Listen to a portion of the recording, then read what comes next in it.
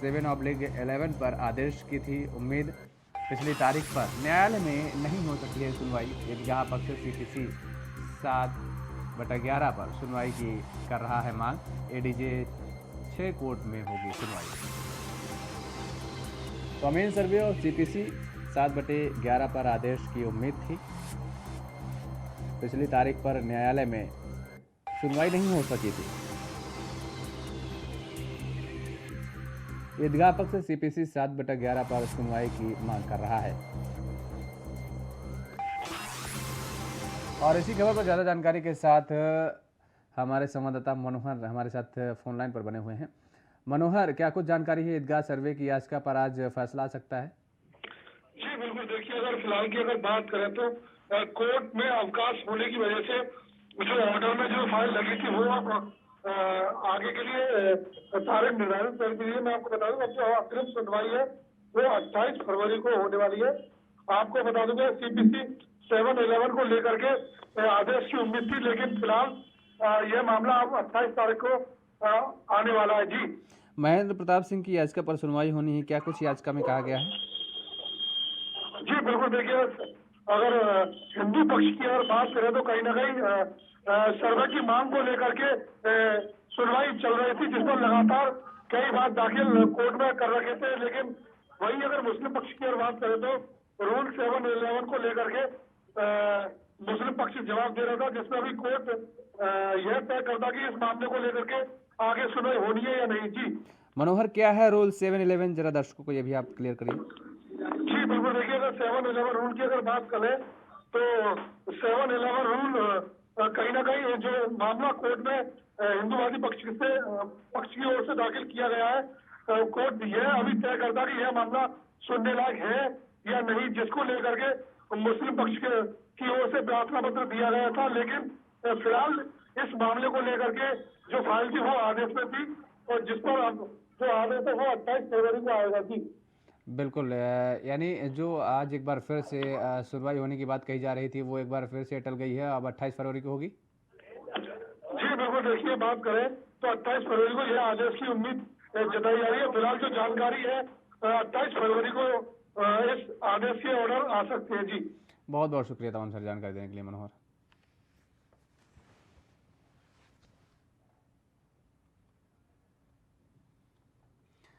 खबर प्रयागराज से है, जहां पर माफिया विजय मिश्रा के करीबी हनुमान सेवक की संपत्ति कुर्क हुई है। गैंगस्टर एक्ट के तहत भदोही पुलिस ने संपत्ति कुर्क की है। धूमनगंज इलाके में स्थित 3 मंजिला मकान का कुर्क किया गया है। संपत्ति पर पुलिस प्रशासन ने नोटिस बोर्ड चस्पा किया है। अवैध तरीके से धन अर्जित कर संपत्ति बनाने का आरोप लगा है। तो प्रयागराज से ये खबर है, जहाँ पर गैंगस्टर एक्ट के तहत ये कार्रवाई की गई है। धूमनगंज इलाके में स्थित 3 मंजिला मकान को कुर्क किया गया है। संपत्ति पर पुलिस प्रशासन ने नोटिस बोर्ड भी चस्पा कर दिया है। गैंगस्टर एक्ट के तहत ये कार्रवाई की गई है। अवैध तरीके से धन अर्जित कर संपत्ति बनाने का आरोप लगाया गया है। शोएब रिजवी हमारे साथ ज़्यादा जानकारी के साथ जुड़े हुए हमारे सहयोगी। शोएब, क्या कुछ जानकारी है? गैंगस्टर एक्ट के तहत ये कार्रवाई की गई है और धूमनगंज में जो 3 मंजिला इमारत थी उसे भी सील कर दिया गया है। बिल्कुल, निश्चित तौर पर एक बड़ी कार्रवाई है। हालांकि पिछले सरकार बनने के बाद से ही योगी सरकार ने ऐसे तमाम मामलों पर बड़ी कार्रवाइयां की हैं, और इसी कड़ी में विजय मिश्रा के ये करीबी माने जाते हैं, जिन पर आज भदोही की बाकायदा टीम पहुंची थी, और वहां पर गैंगस्टर के तहत जो कार्रवाई की गई है 14(1) के तहत वहां के जिलाधिकारी ने जो कार्रवाई की उसकी कुर्की की कार्रवाई करने के लिए यहाँ पे प्रयागराज पहुंची थी। धूमनगंज इलाका है, वहां पर ये जो आलीशान मकान है, करीब 3 करोड़ 50 लाख की कीमत का बताया जा रहा है ये आलीशान भवन, और इसी मकान को बाकायदा कुर्क की कार्रवाई की गई, मुनादी की गई। वहां पर बड़ी संख्या में पुलिस बल मौजूद थे। तो कह सकते हैं कि एक सख्त कार्रवाई और की गई है। पिछले कुछ दिनों में लगातार फिर कार्रवाई का सिलसिला बढ़ा है।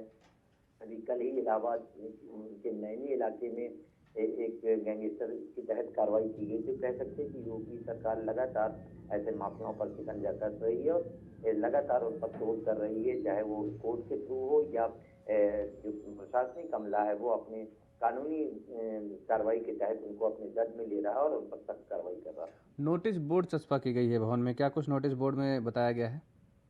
बिल्कुल, एक फॉर्मेट है जो बाकायदा उस नोटिस बोर्ड में लिखा गया है। ऐसे मामले में जब कार्रवाई की जाती है तो नोटिस बोर्ड में जो लिखा जाता है वो ये बताया जाता है कि ये कुर्क की गई कार्रवाई है, इसका क्रय विक्रय किसी तरह से नहीं किया जा सकता, ये अब सरकार के उस अंडर में है। तो इस तरह की नोटिस बोर्ड में पूरी जो एक सूचना है वो लिखी गई और वो वहाँ पे दस्तखत की गई। बिल्कुल।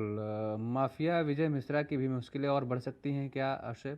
बिल्कुल, कहीं न कहीं उनके जो करीबी हैं, पहले उन पर चोट की गई, उनके परिवार के लोगों पर हालाँकि वो जेल में हैं, लेकिन अब उनके जो करीबी हैं, वो भी चिन्हित किए जा रहे हैं। उनकी जो संपत्तियाँ हैं, किस तरह से अर्जित की गई हैं, जबकि ऐसे मामले में तमाम छानबीन की गई और उसके बाद ये हनुमान सेवक पांडे हैं, जो उनके बहुत करीबी माने जाते हैं, सक्रिय सदस्य हैं उनके टीम के, तो उन पर ये कार्रवाई की गई है। ये बाकायदा जो भवन है करीब 85 वर्ग मीटर के आसपास में बना हुआ है, काफी आलीशान भवन है और इसको बाकायदा भदोई के जो डीएम है उन्होंने एक कुर्की का आदेश दिया था, जिसके तहत भदोई की टीम, प्रयागराज की टीम के साथ संयुक्त रूप से उन्होंने बाकायदा कार्रवाई की और इसकी कुर्क की कार्रवाई की है। तो ये कह सकते हैं कि लगातार न सिर्फ विजय मिश्रा या ऐसे तमाम जो अपराधी हैं उन पर शिकंजा कस रहा है, उनकी मदद करने वाले, उनको सहयोग करने वाले, उनके साथ टीम की तरह काम करने वालों पर भी लगातार शिकंजा कस रहा है। बहुत शुक्रिया तमाम सारी जानकारी देने के लिए शुएब।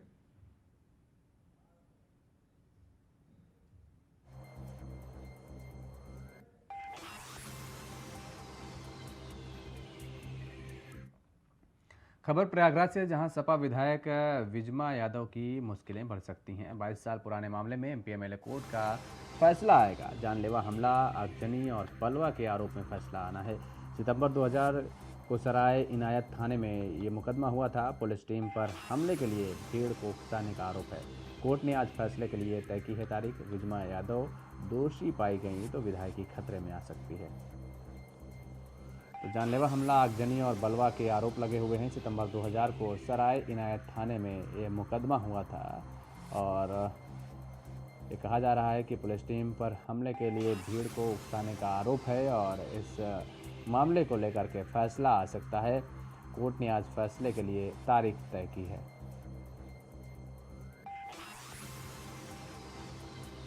तो विजमा यादव दोषी पाई गई तो विधायकी खतरे में आ जाएगी, ये भी बताया जा रहा है और आज इस पूरे मामले पर फैसला आना है।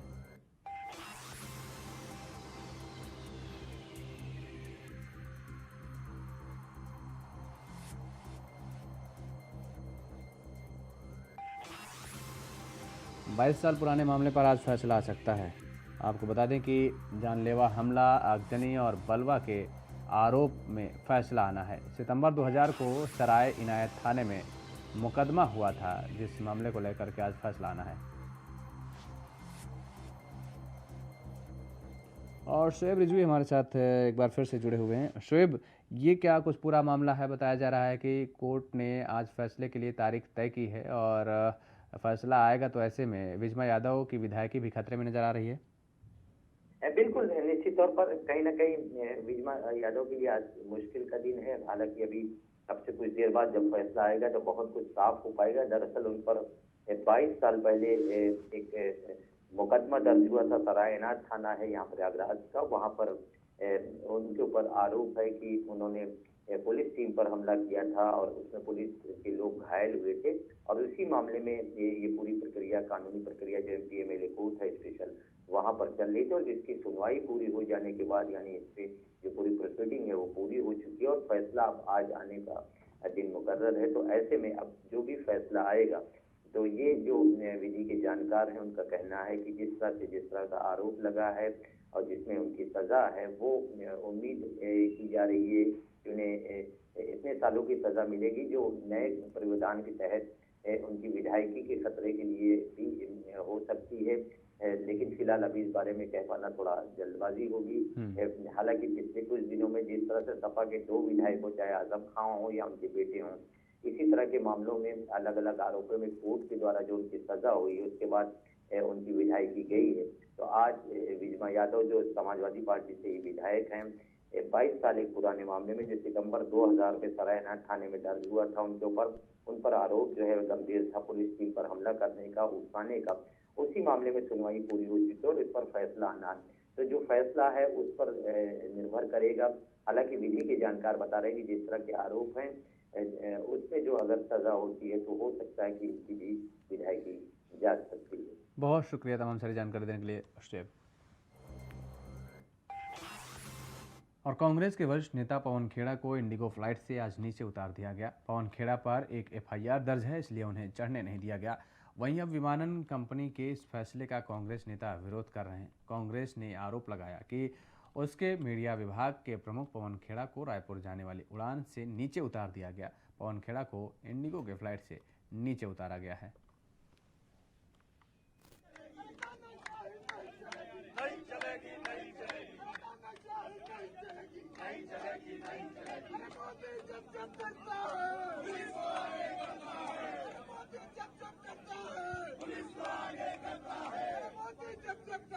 और इसी खबर पर ज़्यादा जानकारी के साथ हमारे संवाददाता नितिन चौधरी हमारे साथ लाइव जुड़े हुए हैं सीधे।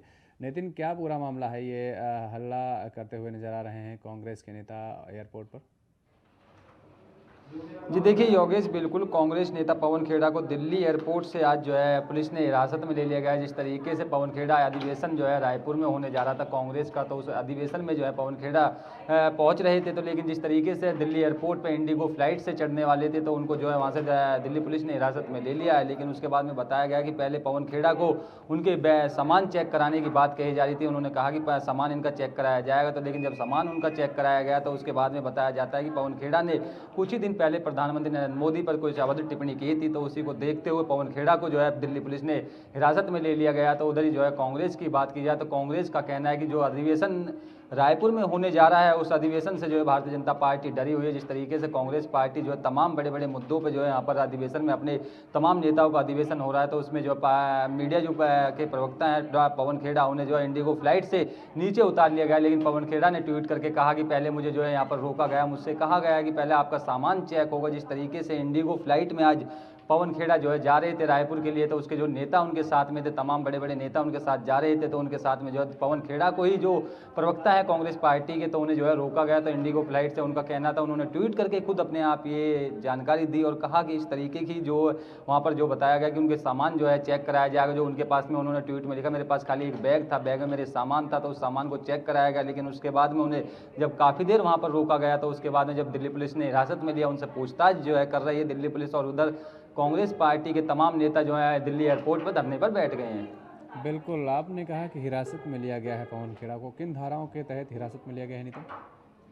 जी देखिए, बिल्कुल अभी जो है दिल्ली पुलिस ने जिस तरीके से प्रधानमंत्री नरेंद्र मोदी पर अभद्र टिप्पणी की थी पवन खेड़ा ने कुछ ही दिन पहले, तो उसी को देखते हुए पवन खेड़ा पे जो है पहले भी जो है गिरफ्तारी की जो बात करने की बात आ रही थी कि पवन खेड़ा के बीजेपी के कार्यकर्ता और तमाम नेताओं ने जाकर उन पर एफआईआर जो है केस दर्ज कराया गया था, जो प्रधानमंत्री नरेंद्र मोदी पर जो है अभद्र टिप्पणी की गई थी। तो लेकिन उसके बाद में ही जैसे पवन खेड़ा आज रायपुर अधिवेशन में जाने की तैयारी में लगे हुए थे, तमाम नेताओं का वहाँ पर जाना सिलसिला जारी हो रहा था, तो उसके बाद इंडिगो फ्लाइट से पवन खेड़ा को जो है उतारा गया, उनसे पूछताछ की गई। तो उन्हें पवन खेड़ा ने खुद ये ट्वीट करके कहा, पहले मेरे सामान की चेक किया गया, उसके बाद में कहा गया कि आपसे डीसीपी जो दिल्ली के जो डीसीपी हैं वो आपसे मुलाकात करेंगे, उसके बाद में जो है आपको रायपुर जो अधिवेशन है उसमें जाने दिया जाएगा। लेकिन 1 से 1.5 घंटे से ज़्यादा वहाँ पर पवन खेड़ा को हो गया था, तो उन्होंने फिर दोबारा से यही ट्वीट किया कि पहले मेरे को डीसीपी से मुलाकात करनी है। तो उन्होंने कांग्रेस के जो तमाम कार्यकर्ता हैं, तमाम जो नेता हैं, वो खुद वहाँ दिल्ली एयरपोर्ट पर जो है धरने प्रदर्शन पर बैठ गए। उनका कहना है कि इस तरीके की भारतीय जनता पार्टी की जो तानाशाही है वो काफ़ी चल रही है, उस तानाशाही को ज़्यादा दिन नहीं चलने दिया जाएगा। तो कांग्रेस का कार्यकर्ता और तमाम जो नेता हैं वहाँ पर धरना प्रदर्शन कर रहे हैं दिल्ली एयरपोर्ट। बहुत शुक्रिया तमाम सारी जानकारी देने के लिए नितिन।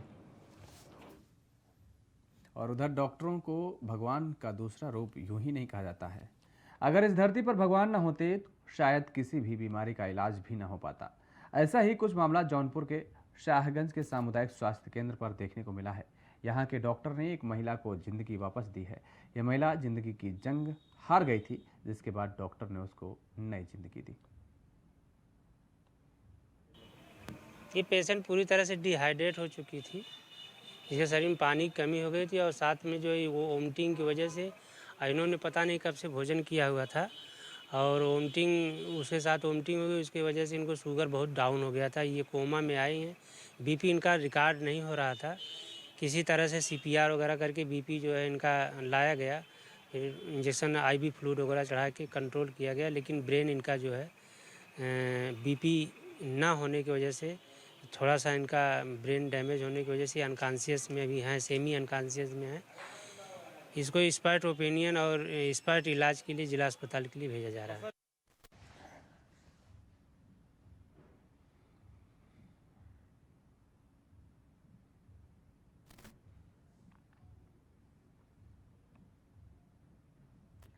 रायबरेली में रेलवे ट्रैक के किनारे संदिग्ध परिस्थितियों में एक महिला का शव बरामद हुआ है। घटना की सूचना मिलने पर जीआरपी के साथ एसएचओ हरचंदपुर सहित फोर्स पहुंची है और शव को पोस्टमार्टम के लिए भेज दिया गया है। अभी तक महिला की पहचान नहीं हो पाई है।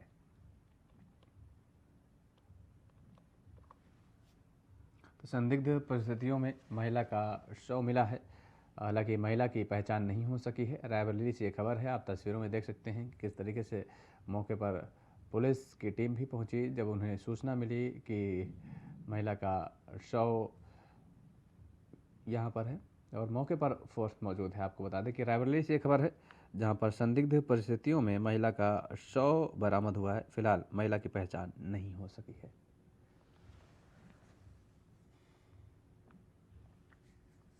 इस बुलेटिन में फिलहाल इतना ही। खबरों के लिए आप बने रहिए इंडिया वॉइस के साथ। नमस्कार।